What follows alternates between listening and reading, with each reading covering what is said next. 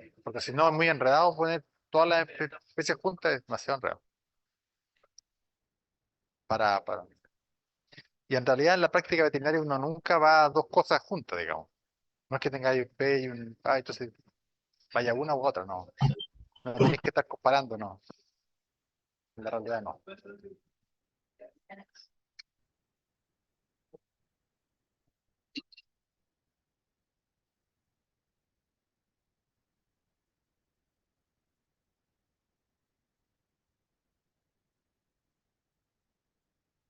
¿Sí? ¿Muy bien? No. Pero estoy haciendo híbrida y si no. Bueno, es que me había comprometido a hacerlo. Sí, sí, obvio. Lo que pasa es que está en el programa, entonces. Quedó así del año pasado, no lo cambié, no nada que fue. Ahora cambiar las reglas no era perfecto.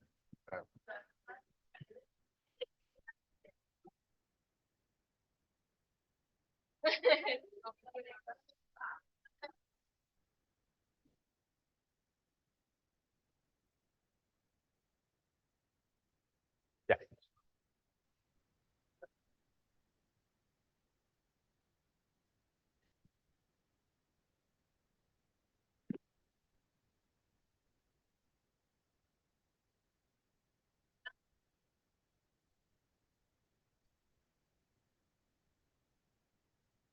Ya.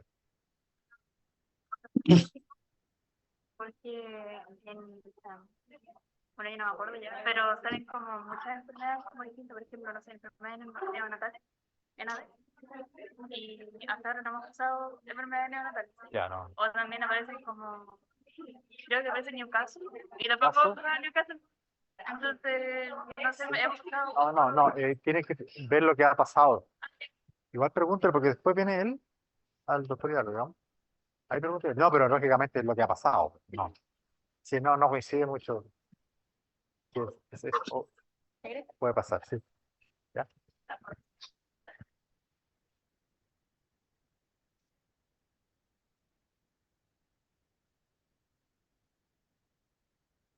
Bien, buenas tardes. Em, ¿Estamos en la hora? Parece, ¿no? Sí. Entonces vamos a empezar nomás. Miren, bueno, la próxima semana es la primera prueba y solamente consiste de lo que han pasado lo que hemos pasado en aves. Veces después. No, se juntan después en la integrativa, pero no en las parciales, ¿ya? Porque si no es demasiado enredado. Ahora, lo que no quede, después ave disminuye proporcionalmente, pero igual hay, por supuesto, clases de ave. Entonces, esas clases se preguntan en la integrativa. O sea, hasta ahora, hasta lo que se ha pasado en aves. Lo de hoy día me imagino que también, pero pregúntenle al profesor Hidalgo, ¿ya?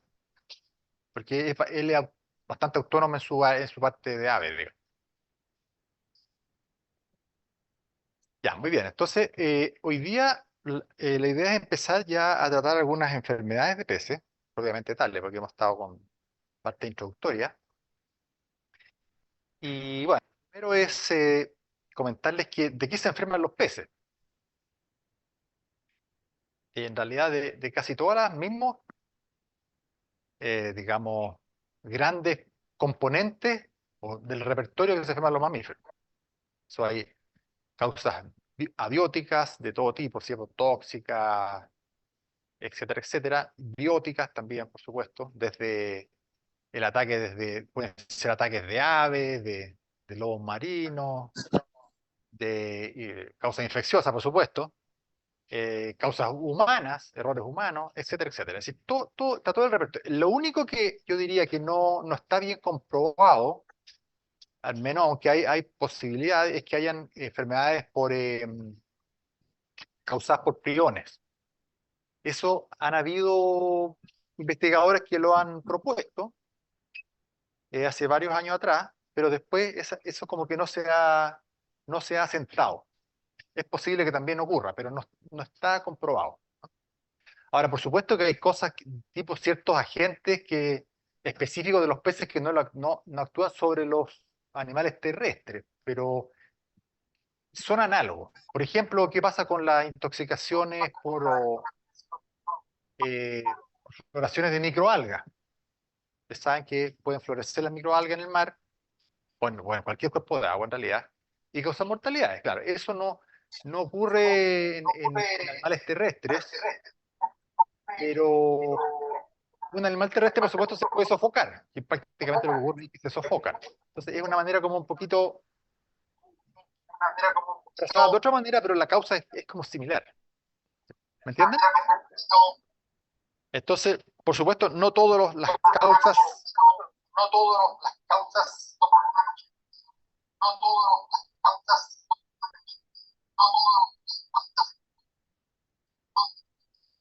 ¿qué se hace? ¿Cómo se hace eso?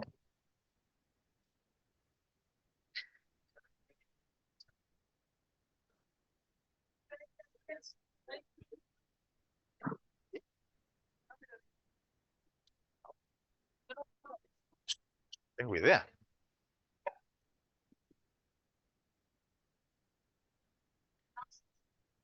Vamos a ver. ¿Y eso es porque están con el micrófono abierto? No, no creo, porque se está como acoplando, ¿no? Ahí, ahí. Ok. ¿Mm? ¿Cuál?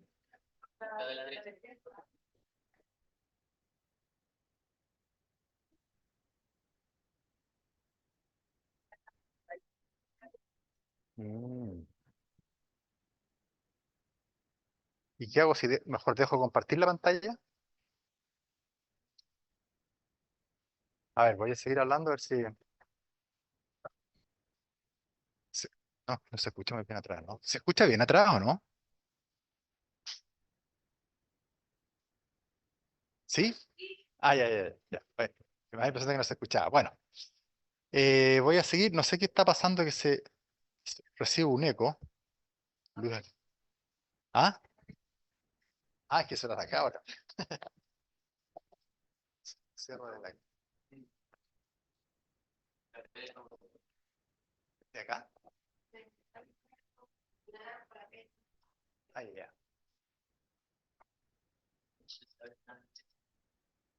Chuta, lo de la derecha.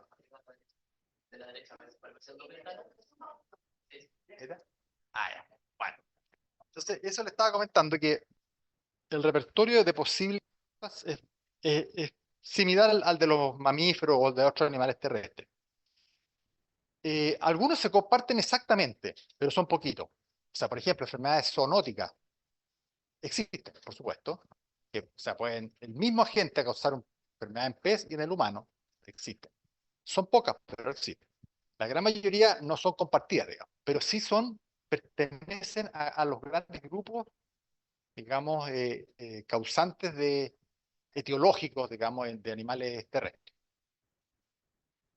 Entre ellos, como les comentaba, están también, por supuesto, los elementos bióticos, que son súper importantes en cultivos masivos, específicamente todo lo que son, digamos, las enfermedades causadas por agentes infecciosos. Entonces ahí tenemos, por supuesto, también hay agentes virales, bacterianos, micóticos y parasitarios. ¿Mm? Están todos. Algunos son compartidos, poquitos, y la mayoría no. Algunos son de son variables. Y otros son más, por decirlo así, promiscuos y están en diferentes tipos de especies, inclusive también en el ser humano. Ahora, de las enfermedades, dentro de los agentes, el que tiene mayor importancia global son las enfermedades bacterianas.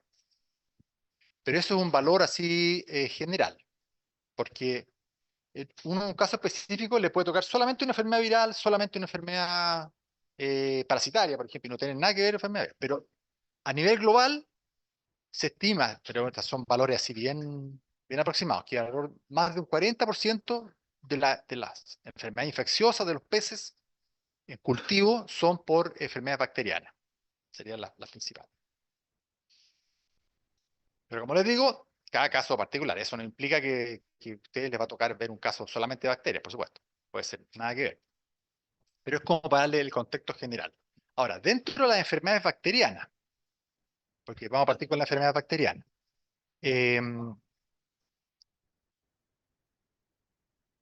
A ver, la primera cosa es decir lo siguiente, es que en general, en general, el ambiente acuático contiene bacterias, ¿cierto?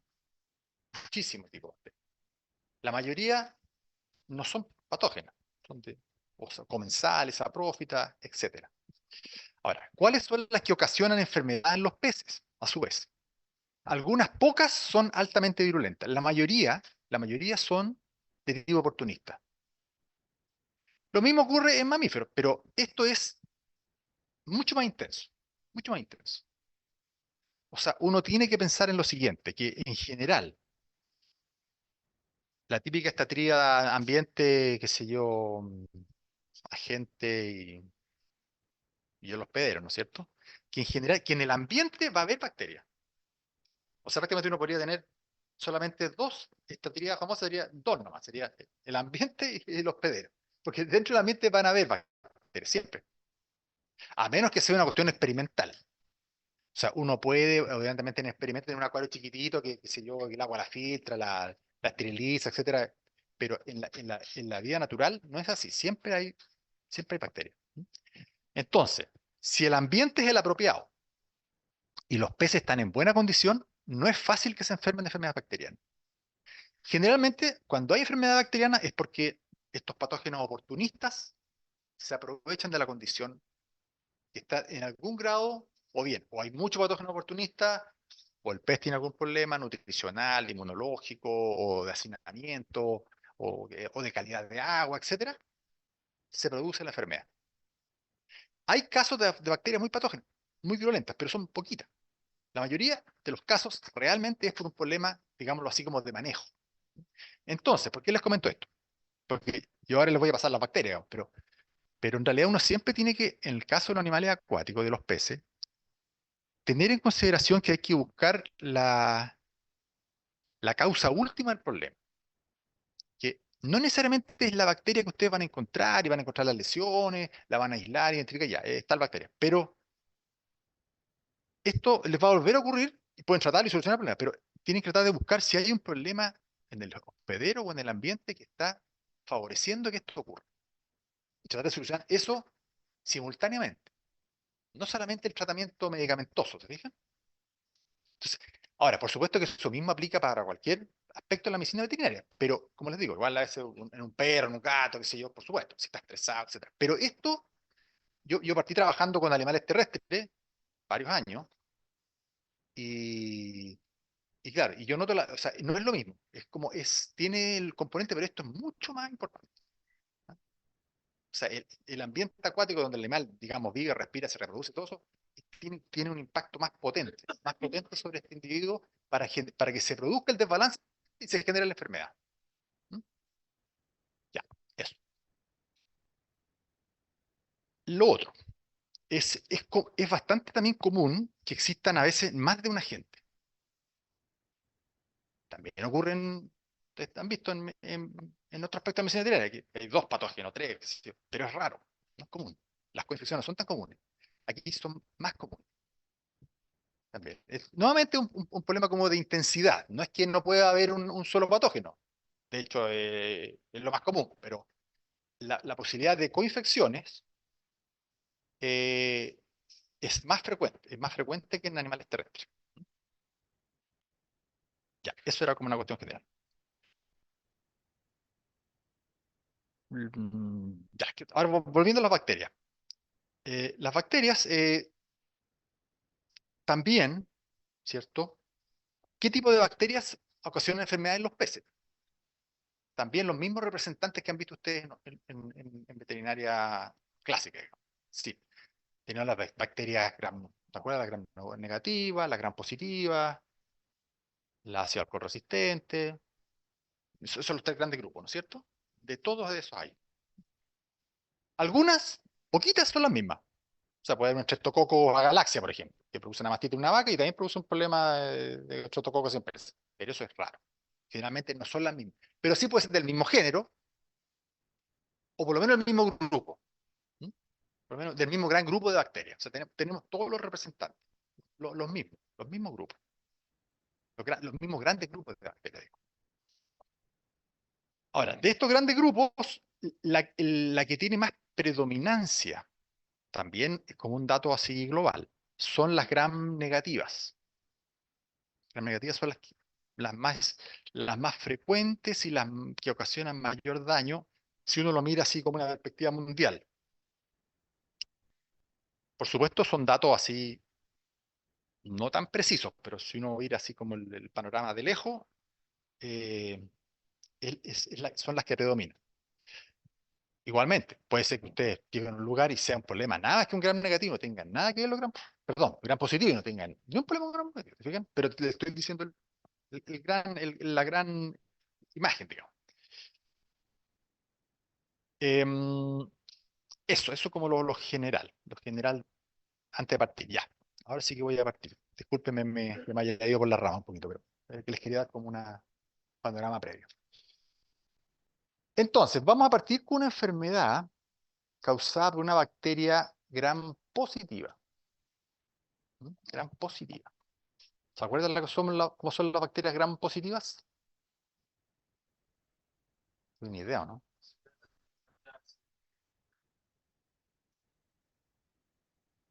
No, pero está bien. Sí, no, pero es al revés. No. Las gram positivas son las que, ¿se acuerdan? No sé si han hecho algunas distinciones. Ya, bueno. Bueno, da lo mismo, pero se tiñen azulitas. Y las gram negativas se tiñen del otro color, depende, hay muchas variedades, pero del color tipo así como rojizo. Exactamente. Ahora, la gram positiva es una bacteria, la pared es más simple, pero es más gruesa.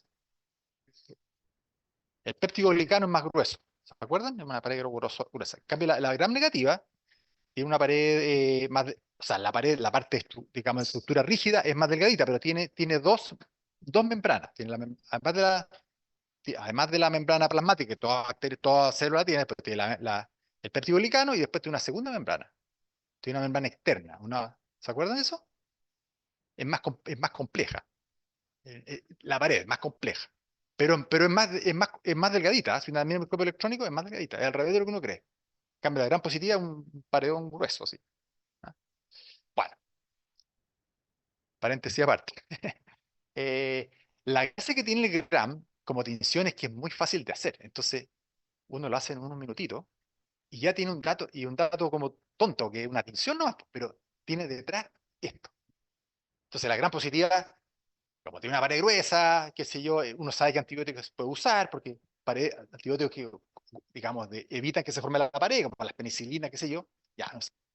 Entonces, ya, al revés, gram negativo.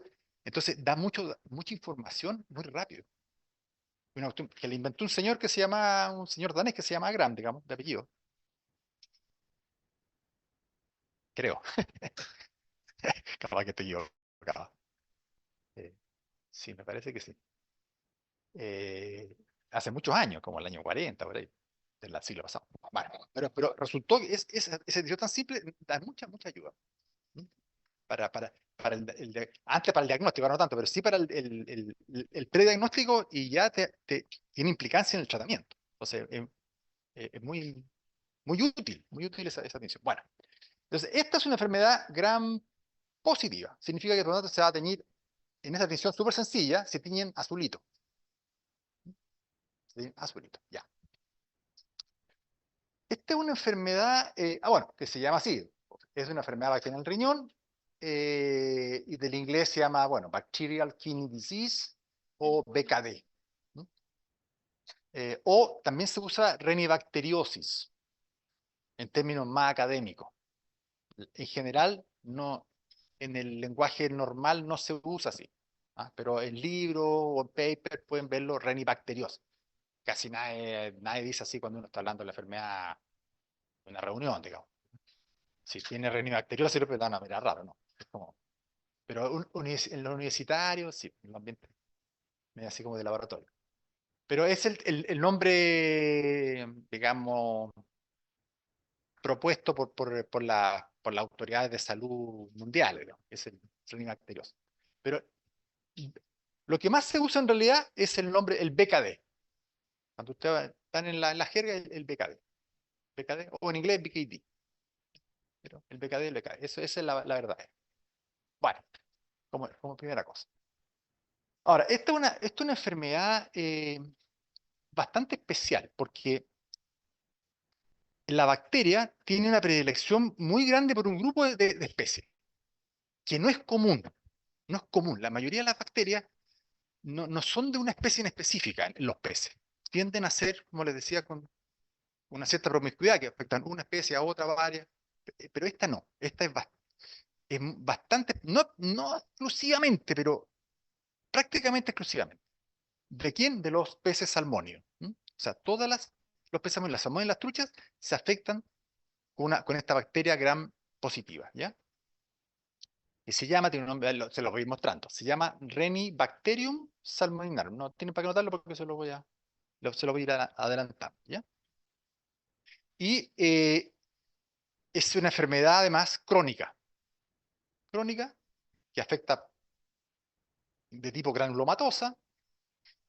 ¿Se acuerdan los granulomas? Que es una manera de responder los organismos a bacterias o hongos, lo que sea, una manera de encapsular, de contener un agente irritante o infeccioso, ¿cierto? Que no sea de carácter agudo. Si se multiplica rápido, el granuloma es una respuesta lenta. Eso sirve para, qué sé yo, para todas estas micobacterias, etcétera, hongo o partículas. Una partícula también se puede, digamos, englobar, digamos, el sistema inmune, un macrófago que se van poniendo alrededor, digamos, se forman células multinucleadas, también se encapsula, se encapsula. O sea, es una granuloma, por la visión macroscópica.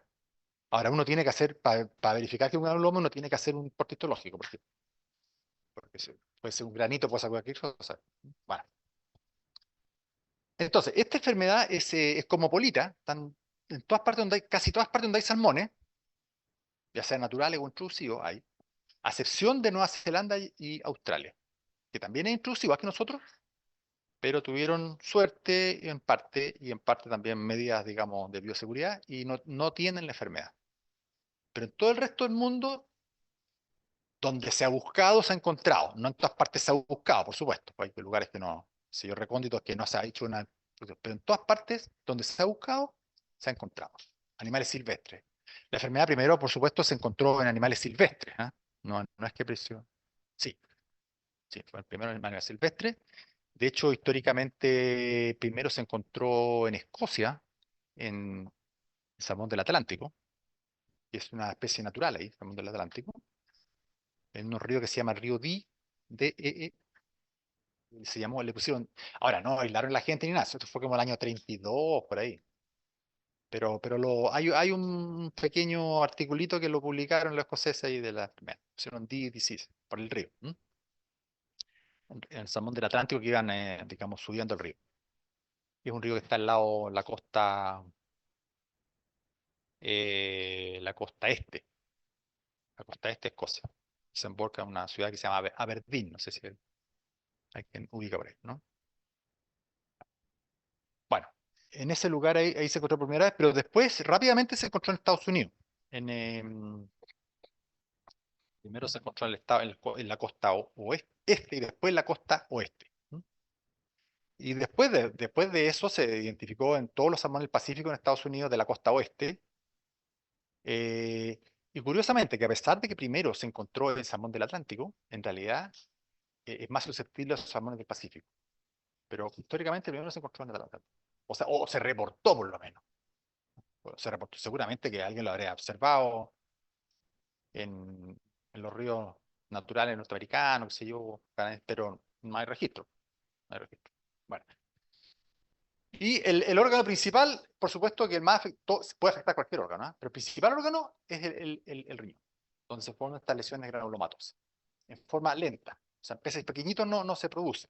Puede estar infectado, pero no está la lesión. Ya los peces tienen que estar por lo menos varios meses para que uno empiece a encontrar las lesiones. Y esto ocurre en agua dulce, o si esto sigue, pasa al agua de mar, la enfermedad sigue en agua más. Y si el pez después de eso migra y vuelve al agua dulce, sigue con la enfermedad. O sea, lo acompaña siempre. Les comento eso porque hay enfermedades que son solamente de agua dulce y otras solamente de agua de mar.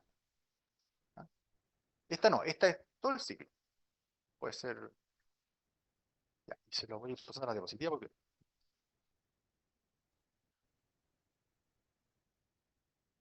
Ya, bueno, ahí tengo una definición.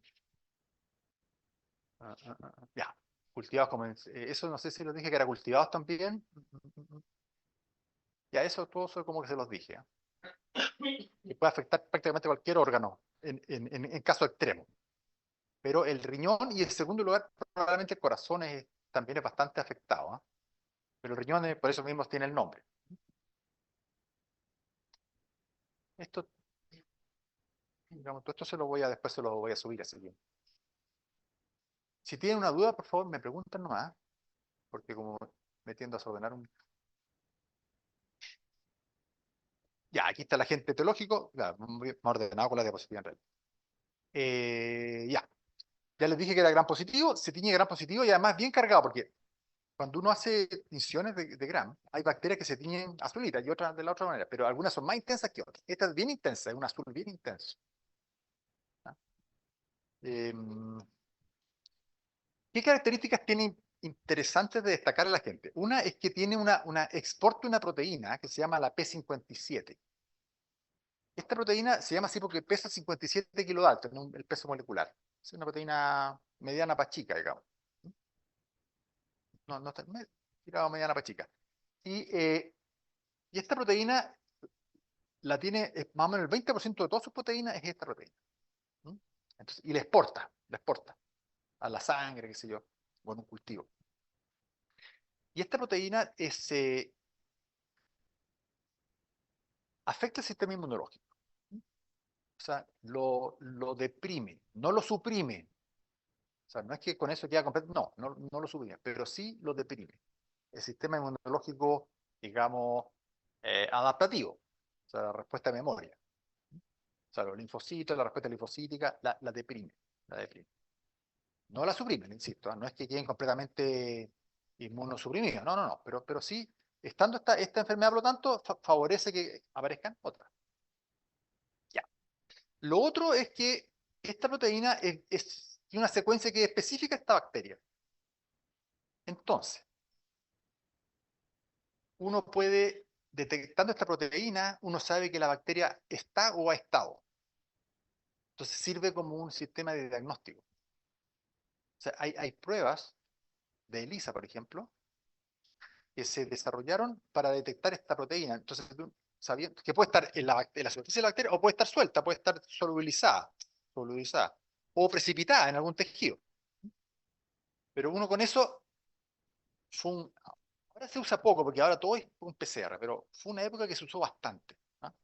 Ensayos de ELISA, entonces uno ponía, no sé, en una plaquita ponía varios riñones de varios peces, no sé, 40 pescados, por ejemplo. Los molíamos, se ponía y se usaba. Entonces después uno se leía un lector automático y uno sabía si estaba ahí la proteína. Y con eso uno decía, bueno, la bacteria estuvo o está. Ahora uno no sabe si está vivo o está muerta, pero el pez por lo menos estuvo infectado. Se puede que ya te bloqueara la infección, pero todavía queda la proteína. Sería raro, pero es un indicador de la presencia de la bacteria. Se usó mucho esa prueba. Hoy día yo creo que se usa bastante menos, porque el PCR, como les digo, ha sido una revolución en el diagnóstico. Es muy rápido y a gran escala es barato, como por lo menos en los salmónidos. En otras especies quizás no, pero como son tantos miles y miles de peces, se hacen PCR por cantidades enormes. Entonces el costo individual baja mucho y es muy rápido. Si uno tiene el PCR al otro día, esto también es rápido, ¿ah? Pero había todo un tema hay que moler los riñones. Los riñones había que molerlos. Bueno, después había unas maquinitas, pero al principio lo hacíamos, los chancábamos, estábamos arriba de una mesa, un lote de personas haciéndolo y después lo poníamos. Después, bueno, teníamos unas maquinitas, que sé. Pero de todas maneras es un rato más, es más largo, más largo. Y no es tan sensible, porque el PCR, depende de cómo uno lo maneje, puede ser muy, muy sensible, por supuesto. Se detecta unas cantidades, hasta media bacteria en teoría. o sea, medio ácido nucleico, o una hebra, digamos, bastaría una hebra, o sea, ya un extremo de, en teoría al menos, en teoría. ¿Mm? Ya, la otra cosa es que esta bacteria es difícil, muy difícil de cultivar. Cultivar me refiero a hacerla crecer en forma in vitro, en agares, muy difícil. Costó muchos años en que se lograra, fue una hazaña haberla aislado. Esta bacteria se veía en microscopio y todo eso, pero no se lograba aislar. Fue como en la década del, yo diría como en el año 60, 60, 70, por ahí debe haber sido el primer aislamiento, ¿no? Eh, Aproximadamente. Costó mucho, porque bueno, esto requiere, requiere que el medio tenga cisteína, agregar cisteína. Eso costó mucho que se descubriera eso. Y además es una bacteria muy lenta. Entonces, en el cultivo que se llama primario, es decir, si uno toma un riñón, por ejemplo, y lo pone en una placa de agar, ¿cuánto demoran que aparezcan las colonias? Por ejemplo, en Escherichia coli, te lo ven en, en menos de un día y empiezan a verse las colonias. ¿Ah? Salmonella a los 2 días, pero eso se demora. Crece a poquito. Uno empieza a ver algo macroscópico que ve unas colonias, es muy lento, muy lento. El cultivo primario. Después, si uno esa colonia la toma, la pone en otro agar de nuevo que se llama ya subcultivo, ahí empieza a ser más rápido. ¿Ah? Pero nunca 2 días, digamos. Estamos hablando de lo más rápido que puede llegar 10 días, una cosa así. ¿No? O sea, es una bacteria de crecimiento lento que en el fondo se coincide con el hecho clínico de que una enfermedad crónica. Es una bacteria que va creciendo lentamente, pero es capaz de mantenerse multiplicándose. O sea, por ejemplo, esta bacteria es fagocitada por un macrófago, pero dentro del macrófago escapa el fagolisosoma y se sigue multiplicando. A poquitito, a poquitito. O sea, es de esta bacteria así como eh, lenta pero segura. Claro, lenta pero segura. Y tiene otra gracia que es muy segura, que se la voy a comentar rápidamente. Después de esto, eh, no, la temperatura de incubación es entre 5 y 22 grados Celsius, o sea, más o menos la temperatura del agua de donde crecen los salmonios. La óptima es a 15 y no crece a 37 grados. O sea, ni de 25 por arriba no crece en realidad. O sea, 25 apenas, casi imposible. Pero a 37 de ninguna manera. ¿Qué significa eso desde el punto de vista, qué posibilidades de que sea zoonótica? Exactamente. No es zoonótica. No hay posibilidad. Eh, Nosotros lo hemos inyectado en ratones, así, para saber qué pasa. No pasa nada. Efectivamente no pasa nada. Entonces, bueno, eso tiene una gracia, que no sea zoonótica, porque si no, imagínense lo que significaría para la gente que manipula los peces, los salmonios, o para el que los consume, sería un problema re grave, porque esto es una enfermedad endémica, y sería un problema en el mercado tremendo. Y lo otro que para quienes trabajan en investigación, también es recómodo, porque no tienes que estar preocupado de que se vaya a infectar alguna persona en el laboratorio, algún estudiante, porque sabes que no. Tienes que preocuparte, sí, de desecharlo de manera tal de que no infecte las aguas, pero eso es otro cuento. Pero no que te vaya algún personal, se vaya a quemar. Entonces, no tiene que. Entonces, crecimiento lento. Bueno, el medio de cultivo, esto ya nunca se lo voy a preguntar en todo caso, nada más que histórico, ¿eh? O sea, no histórico, tío. El medio, el más conocido, costó desarrollar estos medios. La verdad, primero se aisló en medios que se usan para la micobacteria, históricamente, que se llama Dorset, ese fue el primero. Pero bueno, después se desarrollaron medios específicos, una vez que se dieron cuenta los investigadores que trabajaban en esta bacteria que necesitaba cisteína. Lo que más se abusa es al medio de cultivo se le agrega suero fetal bovino como enriquecedor y L-cisteína se le agrega. Y el más conocido es uno que se llama KDM2, que viene de Kidney Disease Medium 2, ¿cierto? Ese lo desarrolló un profesor canadiense, profesor Trevor Evelyn, o Evelyn, creo que se pronunciaba, en la Columbia Británica, que ahí tenía hartos problemas ahí. Hace muchos años esto fue. Este señor caballero, yo creo que ya debe haber fallecido. Me imagino yo. Entonces, ese es el medio más utilizado para esto. ¿Y qué tiene? El jacar enriquecido con trofetal bovino y L-cisteína, ¿ya? Y lo desarrolló este caballero, este profesor, digamos, famoso en Canadá. Eso. Eso es de la parte como microbiológica, ¿ya? Y bueno, y lo otro, colgándome de la pregunta del lento pero seguro, es que esta bacteria en realidad es bastante hábil para sobrevivir, para en el medio, porque es capaz de transmitirse dentro de la ova. Y eso no es común tampoco en las bacterias de pez. En la superficie sí, porque va bañada, digamos, la hembra está, digamos, con una infección sistémica de cualquier bacteria. La ova va a ir bañada, por supuesto, por la superficie con esa bacteria y podría eventualmente llegar a la progenie. Pero si uno desinfecta esas ovas, no ocurre eso. Pero en este caso, al desinfectar ayuda, pero no te lo elimina, porque la bacteria se aloja dentro de la ova, se puede alojar dentro de ella.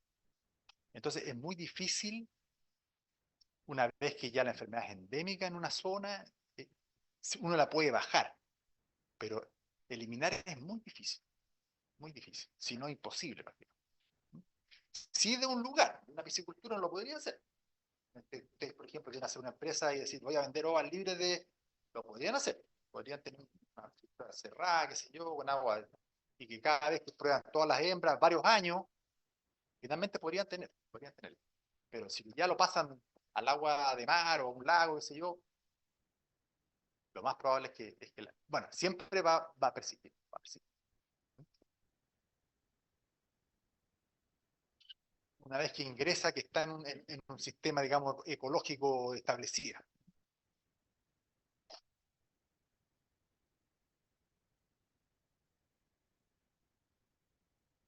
Esto se lo expliqué ya. ¿Se acuerda que les conté que en Nueva Zelanda se cultivan salmones especialmente, no sé si los conté, pero el salmón chinook es lo que más se cultiva en Nueva Zelanda? Tampoco tienen tanto, pero dentro del planeta los que más cultivan chinook en el mundo son los neozelandeses en el norte y, y los australianos en salmón del Atlántico, que los comenté parece también, en Tasmania, en la isla que está al sur. Ahí tienen todo esto introducido, pero no tienen BKD, no tienen. Toda la otra parte del mundo sí, aquí no. Una buena ventaja que tienen ellos. Ahora, les contaba que todos los salmónidos que se conocen se afectan. Mira, se ha encontrado incidentalmente infectando otras especies que están en la misma jaula, qué sé yo, o si uno inyecta una gran cantidad, los peces le agregas corticoides a otra especie, se puede llegar a generar, pero de forma muy artificial. Entonces, ahora, para enredar la cuestión, ahora hubo un brote de unos peces hace un par de años en China, de otra especie nada que ver, y se publicó que era Ranibacter. Es la única publicación que yo conozca. Pero hay que ver si eso, qué tan confiable es esa información. Pero lamentablemente no les puedo decir solamente, exclusivamente porque está ese paper. O sea, es como que están enredando un poquito la cosa. Pero, digamos, lo que sí está claro es que estas especies son altamente susceptibles y el 99,9999% de los brotes naturales ocurren en esta especie, o sea, en los salmones. Podría haber un problema de que se está expandiendo otra especie, capaz, capaz. Pero eso está como en veremos, ¿ya?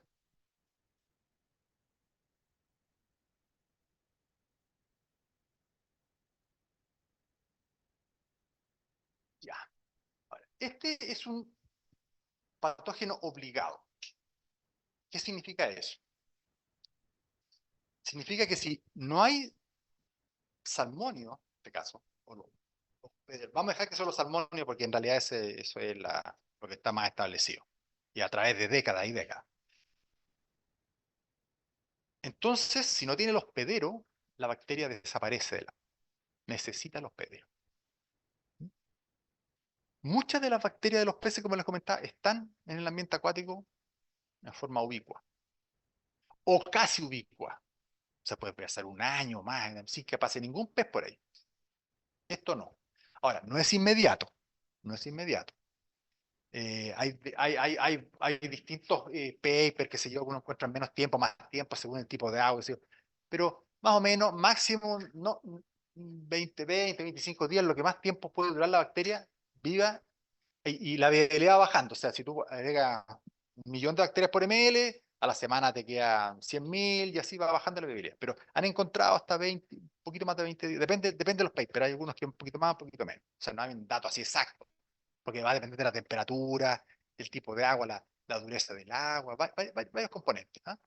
No es igual. Pero si no hay peces de armonio en ese lago, en esa vertiente, qué sé yo, no vas a tener la bacteria. O sea, requiere el hospedero. Por tanto, se considera un patógeno obligado. Y como le digo, pues, hay pocos patógenos obligados. Pocos. Es uno de los pocos. O sea, tiene varias particularidades, digamos. Ahora, ¿cómo se transmite? Bueno, la forma más común es de forma horizontal, es decir, del agua a través del agua. Por la feca, la orina, o por contacto directo, la del muco, qué sé yo. Y puede ser a bastante distancia, ¿eh?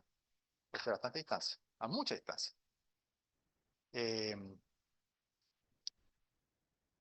por ejemplo, basta un cuerpo de agua, supongamos que usted tiene una piscicultura que no tienen BKD, pero en ese río o el afluente, por ahí cerca, hay peces silvestres, salmonio, siempre va a aparecer. O sea, porque lo portan, son portadores, aunque no estén enfermos. Entonces, los portadores sanos son comunes aquí, los carriers, en esta afección, ¿ya? Entonces, horizontalmente. Pero ya les comenté que además puede ser transmisión vertical. ¿Mm? O sea, que la bacteria se aloja dentro del vitelo del agua. Entonces uno desinfecta el agua porque hoy en día siempre se desinfecta el agua, es una medida estándar. Siempre, siempre. Cuando salen, después cuando transporta, eso. Porque es muy barato, es muy fácil. De hecho en Chile es obligación. O sea, ni siquiera debería de... Y hay un estándar que puso en la pesca, no sé, 100 ppm, partes por yo por tantos minutos, que sé.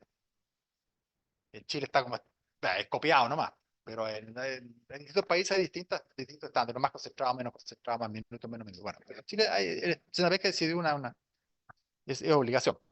Lo que baja la cosa, por supuesto, pero no, en este caso no la elimina. No la elimina. Entonces, lo que hay que hacer, lo que se recomienda hacer es que, bueno, la otra cosa que es importante es que en realidad la que transmite es la hembra. El macho puede estar positivo. O sea, el semen viene con la bacteria y todo en grandes cantidades. No es que no transmita, imposible, no, pero la posibilidad de transmisión es muy, muy baja. Se han hecho experimentos que se llena el semen de bacterias, qué sé yo, y se puede lograr, si ponte tú, si la ova tiene alguna falla, se podría, pero es prácticamente nula. Entonces cambia. La hembra es la que transmite. Por lo tanto, van a ver ustedes que de las medidas, entonces, de qué medida uno hace para bajar la prevalencia o la infección. Uno chequea a las hembras, no al macho. En otras enfermedades se chequean los dos. Pero en este caso no se justifica, entonces, porque igual es caro. ¿Vale? Piensa usted que hay que chequear, en Chile se chequea cada una de las hembras. A una no sé cuánto costará, pero supongamos 10.000 pesos, por decirle algo, más o menos, es el valor. El diagnóstico es menos, pero todo lo que significa hacer el manejo, yo creo, estamos hablando de centenares de miles. Entonces, es un esfuerzo grande. Eh, entonces se usa solamente a la hembra. ¿Mm? Eso es una recomendación general de la enfermedad. En Chile se sugería, pero finalmente también hace una pesca lo puso acá. En Chile es obligatorio, y está lleno de cuestiones obligatorias. Eso no es común casi en ningún país. ¿Eh? Normalmente es una recomendación, pero aquí es obligación. O sea, aquí las hembras tienen que chequearse. Entonces, ¿qué es lo que se hace? Bueno, se lo estoy adelantando, pero mejor se los comento en la prevención. Ahí les voy a explicar bien cómo es el sistema, ¿ya? Em,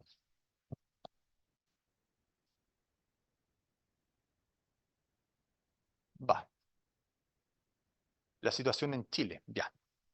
Antes de ir a la prevención, les voy a explicar qué es lo que ha ocurrido en Chile con esta enfermedad. Esta enfermedad Cuando partió la salmonicultura en forma importante, digamos, el cultivo en jaulas marinas que partió el año 80, 1980, eh, los primeros años empezó a amplificarse la industria, todos los años por lo menos al doble. Esto todo era primero basado en la décima región, ¿eh? Chiloé y cercano a Puerto Montt. Aumentaba, aumentaba. Todos los años por lo menos al doble, en los 80. Prácticamente no había enfermedades. El, el ambiente era tan pristino que prácticamente no habían, por un lado, y por otro lado no teníamos idea. Bueno, yo todavía no estaba ahí, partí un poquito después, pero no había ningún veterinario que supiera, digamos, no, nadie sabía, no teníamos la menor idea de enfermedad de peces, pero la verdad es que se veían los peces sanos, o sea, no había ninguna alarma, peces, muy poca mortalidad, sí. Hasta que ya la segunda mitad de los años 80 empezó una enfermedad, empezaron a haber mortalidades, y las lesiones se asimilaban a esta bacteria, a esta enfermedad. Entonces, hubo un veterinario que había sido recibido de acá, digamos, colega mayor que yo, eso sí, que se le ocurrió, tomó muestras, frota y qué sé yo, y los mandó a Estados Unidos, los mandó a la Universidad de Oregon, que eran súper expertos en BKE, expertísimos. Y por inmunofluorescencia detectaron que estaba la bacteria. Esto por ahí por el año 86, por ahí 87. Entonces, efectivamente, estaba el BKD ya instaurado en la segunda mitad de los 80 acá. ¿Puede haber estado mucho antes? Posiblemente, posiblemente. Porque, por ejemplo, no sé si les conté porque bueno, chucha, tengo varios cursos, entonces repito. Disculpe si me estoy repitiendo lo mismo, pero pasa que Chile, antes de los 80, digamos, siempre había tratado de hacer el sistema de ranching. ¿Te lo comenté o no? Ya, bueno. El ranching consiste, es como que uno tiene el ganado y lo lleva a las veranas y lo espera y después lo ve gordito. Entonces, la idea era soltarlos, criar, digamos, alevines, especies juveniles, liberarlos en los ríos, cuando volvieran a la boca del río, capturarlos. Ese iba a ser el negocio. Y en eso hubo muchas personas que, digamos, visionarios chilenos que veían esa oportunidad. Y eso se hizo en los años 70. Se sembraron muchos ríos, grandes cantidades. Primero se sembraron, bueno, a inicios de los 70, se sembraron en el lago Yanquí o en toda la décima región. Se trajeron muchos salmones del Pacífico de Estados Unidos. El estado de Washington especialmente tenían convenios eh, y traían. Era una cuestión estatal, ¿ah? Era como un ministerio de pesca, no sé cómo se llama. Y lo trató. Y después, ya por el año 75, el gobierno chileno hizo un convenio con el gobierno japonés. Hay una agencia japonesa que se llama la JICA. Eh, por un lado era un convenio pesquero, los japoneses podían pescar, pero ellos estaban obligados a instalar una piscicultura en Coyhaique. ¿Alguien está por ahí o no? Ya por si me equivoco. En Coyhaique, bueno, ¿tú eres de Coyhaique? Ah, ya. Bueno, ahí hay una piscicultura que tiene un nombre en japonés, el profesor era Chiraichi, creo que se llama. La piscicultura más. No sé qué. Nada que ver con el después, o sea, es toda. Perdón la palabra. Realmente notable. Tenían para la época, tenían de todo. Fábrica de alimentos, todo. Bueno, y ellos trajeron también millones y millones de peces y los sembraron ahí. Esto es la 11ª región. ¿Ah? Y yo tuve acceso a los registros del este profesor. El profesor japonés que era a cargo, era un señor de apellido Hara, era algo así, se llama el nombre. Él tenía unas anotaciones ahí en japonés, pero alguien se las tradujo y, y él pensaba que ya los peces tenían BKD, los que ellos habían liberado. O sea, habían peces con lesiones. Porque los liberaban de pequeño tamaño. Muchos, de hecho, a los mismos lagos, al lago General Carrera, digamos, también lo liberaron ahí. Para que volvieran. De hecho, algunas poblaciones vuelven, pero poquita cantidad. Muy poquita cantidad. Bueno, eso nunca resultó como la idea del gran negocio que se pensaba, como capturar los peces igual que en Alaska, digamos. Esa era la idea de... Y los neozelandeses tenían la misma idea, hicieron lo mismo. También estuvieron como 10 años sembrando, y nunca tampoco les resultó. Tienen pequeños retornos, pero poco también. No es tan fácil, parece. De repente, una vez que ya que se establece, lo consiguen. O sea, nosotros tenemos salmones del Pacífico que retornan a varios ríos, pero en cantidades pequeñas. Por suerte, porque son realmente, quizá ecológicamente, una barbaridad, po. Imagínense lo que los peces igual son voraces, compiten con otros peces. Es decir, todo esto tiene un balance. No solamente capturar el pez o para el turismo, porque también para el turismo muchas veces a la gente le gusta ir a pescar estos peces.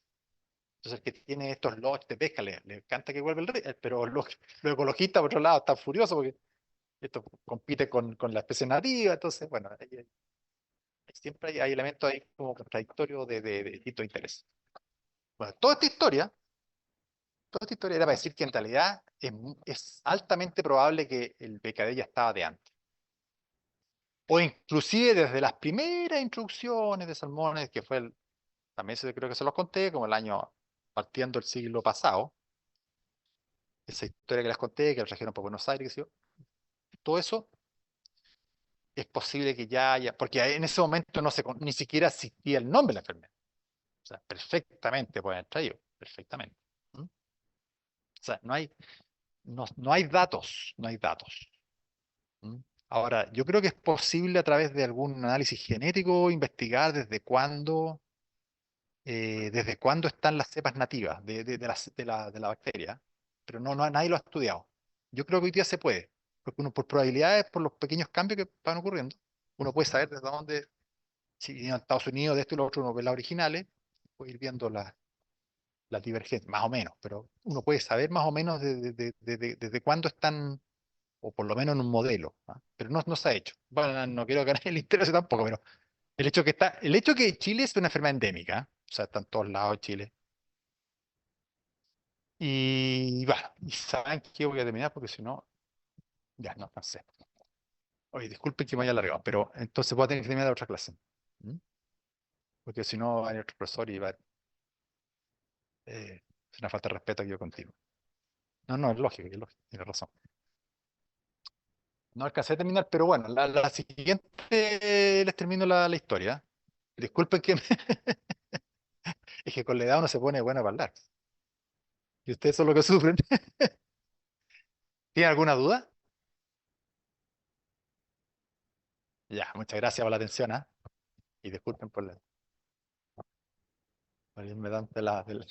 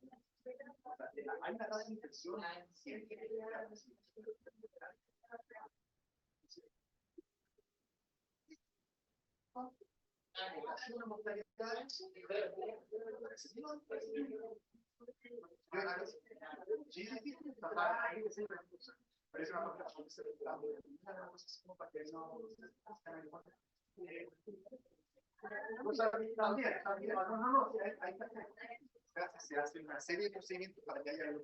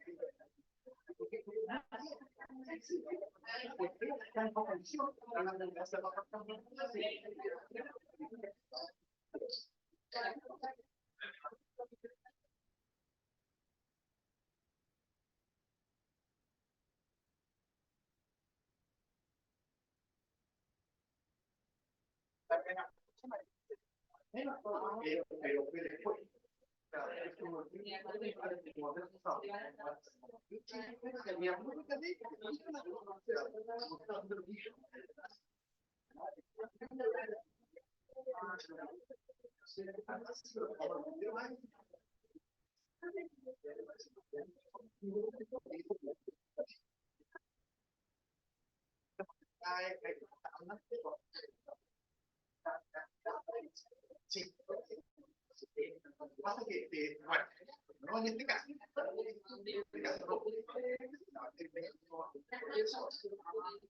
No, tú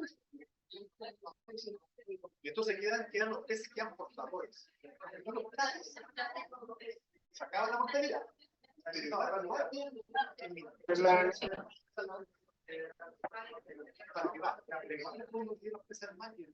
Pero va. Ese nivel ahora, una enfermedad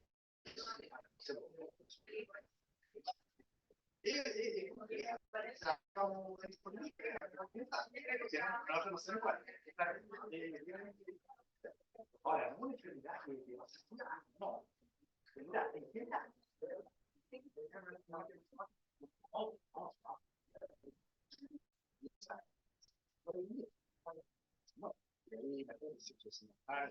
La gente lo voy a hacer. Bueno, tendría que saber. Porque debe ser lo correcto. Y lo correcto que lo debe. No,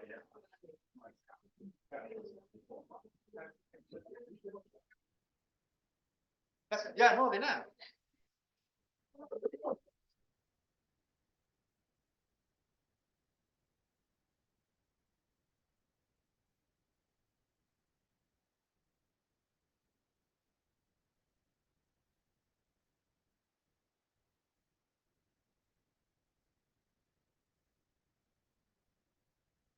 Ya.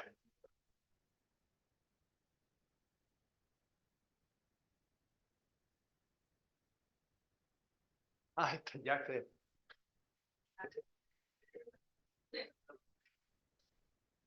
Bueno, ya, ¿cómo está?